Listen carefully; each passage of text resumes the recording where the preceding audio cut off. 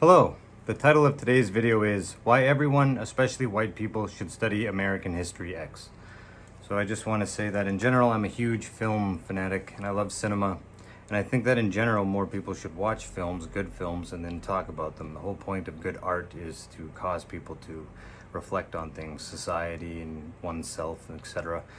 So if you want to be politically active, I just think, and a well-rounded person and build your intellect and stuff, you should be consuming good art, especially good films, talking about them. And recently I had a friend who's in his late 20s message me and say, hey man, have you ever seen like American History X? And I said, of course. I'm in my late 30s, so in my mind everybody's seen it, because when I was in college that was one of those movies where everybody like talked about all the time. And then I realized today, like, a lot of people have seen scenes on social media from the film but not actually watched it. So I just wanted to make this video and really stress that that is a film that's aged well and is more relevant now than it used to be. And it's a really well done, deep film worth, like, controversial in a lot of ways and worth analyzing and picking apart, because it's the history of the production of the film is also controversial. And so I encourage people to watch that film and then also go on YouTube and watch like film essays about it. That's a cool thing I like today with YouTube. One of the few good things I like is that there's like a lot of academics and people like that have sort of gone in certain, well, at least in the film category, a lot of film studies people have gone online and just looking for, I don't know, extra income on YouTube or something, but they do some really great film breakdowns that you'd have to be like at a university and pay money or something to be in a class where you'd hear that kind of stuff. But now a lot more of it is just openly easy to find on YouTube. So I recommend watching American History X and then watching a bunch of different short YouTube essays by like people that study film that can really break it down for you, because way more than I'm going to say in this short video is worth looking into. Also, I'm not going to give you any spoilers, but I'm going to talk about themes in the movie. So if you might want to stop this video, watch it, and then continue watching if you want to know what I'm talking about if you haven't seen the film. But American History X is this really great film, and it's set in America, and it's very violent, and it has a grape scene in it, and it's really hard. It's an intense movie. It's not something you want to watch when you're looking to be in a happy mood or anything like that, but it is, like I said, it makes a lot of really good points about society and culture when it comes to racism, especially in America. And this movie came out, I don't know, about 20 years ago. I should have checked the date. At least 20 years ago, and I think that it came out before the manufactured culture war that's just kind of started in 2016. And like a lot of the stuff is, the talking points that they use in the culture war are rehashed material, but a lot of the stuff is covered in the movie. One thing you'll notice about identity politics is it's all garbage mostly, especially white stuff, especially in Western countries like in North America. It's all nonsense. And I know a lot of guys who are like white identitarians, and I just think that the entire concept is reactionary. And I understand it because the propaganda of a lot of that, like manufactured crap that used to be everywhere, it's meant to trigger your natural instincts and to make you reactionary, and it works really well. And none of us, including myself, are immune to propaganda, really. Not if you understand how easy it is to hack the human mind, especially when people don't know how it works. So I've listened to a lot of genetic determinist arguments. The modern right, the farther right you go, the more contradictions there are in the beliefs. So, a good example would be homosexuality. People on the far right tend to refuse to acknowledge that there's a genetic component to that, but at the same time, they're very genetic determinists when it comes to IQ and heritability. But then also they tend to get really religious, and so then that blends the whole line between, like, do they understand evolution, or like if they're an Orthodox Christian, are they trying to take a certain approach to the human being that doesn't include like evolutionary psychology. It gets really weird. But I would also say that in the film, I rewatched it recently after not seeing it for a long time. The main protagonist is a white guy, Derek, and I see a bunch of myself in that character, because my father's a firefighter and I was an English major. That's my strength. I'm kind of an intellectual guy, and my specialty in university, or at least all the highest marks on my transcripts, are from African literature courses, which I enjoyed a lot. In addition to film, I think we should all study literature, of course, but it's my bias because I was an English major.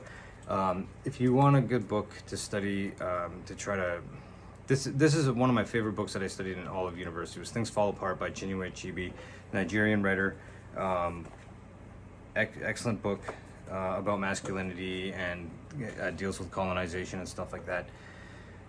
In the movie, Derek, the main protagonist, has a black mentor when he's younger at school, who's a black guy, Sweeney, who has 2 PhDs in English Lit, and adds some African literature like this to one of the courses, and that upsets the father of Derek, who is a firefighter and so on. And it shows in the movie that the biases and basically the hatred that the main character has come from the father, and it starts in the home, but then it's intensified later.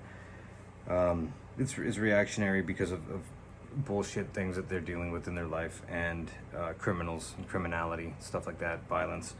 But a big theme of the movie is, hate clouds the mind, and this is absolutely true. And because I would say today most, like even mainstream conservatism in Canada, it's all like conspiracy theories and bigotry and hatred now at this point. It's really devolved from where it used to be.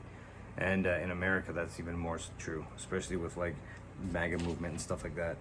I found it interesting. There's a scene, a dinner scene in the movie where it really depicts how much working class people tend to despise intellectuals. The father really he dismisses Sweeney immediately as like not really knowing what's best just because he has PhDs, even though in his own field of English. He brings up affirmative action and stuff like that. It also shows in the film, I can relate, there's a scene where Derek's at the dinner table with his mother and his mother's boyfriend, who's a Jewish professor, and his sister, and they're trying to explain to him that there are, there's a deeper way to look at these issues, and there are, socioeconomic reasons and cultural factors that go into criminality and all this other stuff, and they're trying to say this to him, and he's just rejecting it, out of pure anger. And I've seen that conversation in real life many times. Actually, it's a good scene to study and think about, because if you are more, I personally really despise white trash. It's a personal bias I have, probably because I am white. There's something about white trash, of all trash, that I don't like the most, and I'm well acquainted with them. Trying to watch a conversation between them and people who are actually educated and know what they're talking about can be pretty exhausting. But that film, the dialogue really is well written. It's worth watching.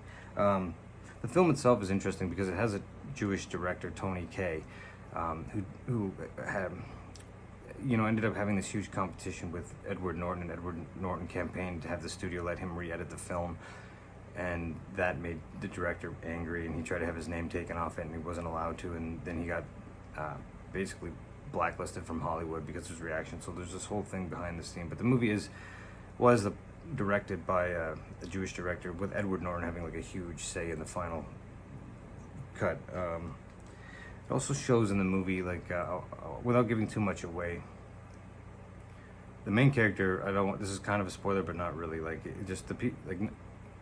I'll make it so I'll speak very generically here. Nothing good comes from the identity politics associating with this stuff at all.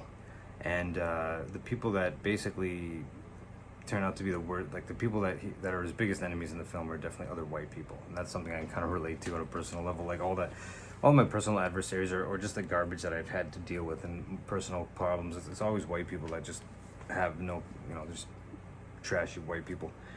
But the movie's also good for depicting that racism isn't a one-way street. There's also scenes where there's black kids in this high school bullying these white kids, and you see racism. That's something the modern left doesn't really acknowledge often. It's definitely not a one-way street, racism, and neither is indoctrination, because the white kids and some of the black kids in this film, depicted in this film, they're all victims of indoctrination, which is a real problem, and just criminality.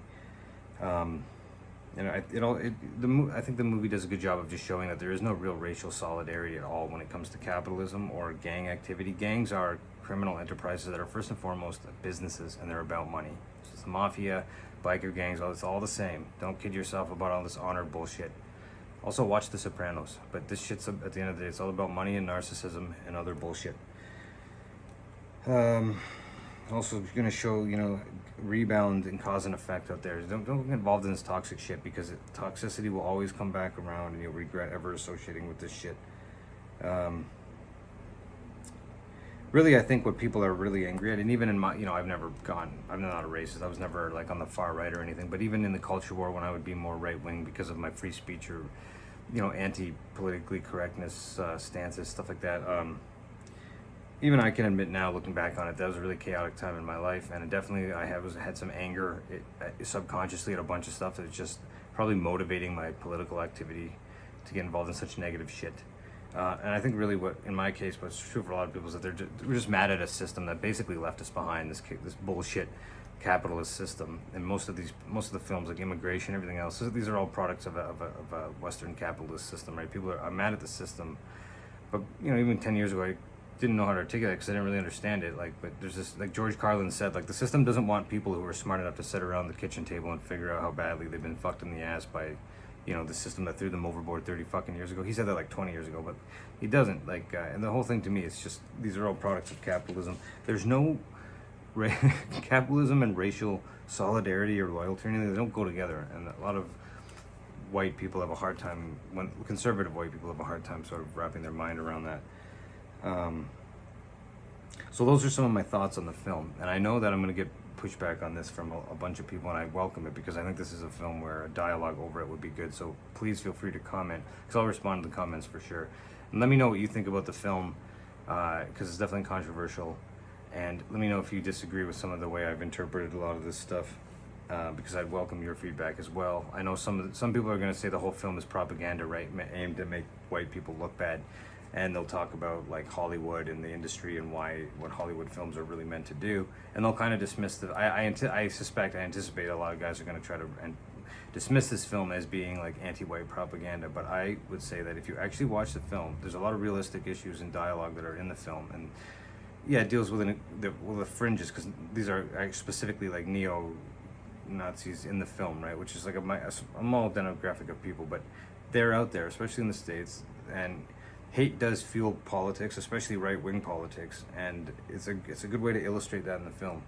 So please feel free to comment. Let me know what you think about it. I welcome your feedback, and I'll see you guys in the next video. Take care.